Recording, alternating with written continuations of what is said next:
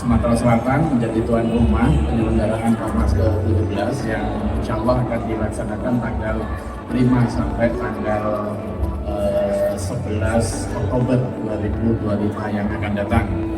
Provinsi Sumatera Selatan bersiap menjadi tuan rumah Pornas Korpri ke-17 yang akan digelar pada 5 hingga 11 Oktober 2025 mendatang. Diketahui, tahun ini ada 13 cabang olahraga yang akan dipertandingkan, mulai dari atletik, bola voli, bulu tangkis, catur, futsal, gerak jalan, gatebal, panahan, senam, sepak bola, tenis lapangan, tenis meja, dan bola basket. Sumsel sendiri masih menunggu jumlah pasti kontingen dari masing-masing instansi. Namun, diperkirakan ribuan ASN akan hadir.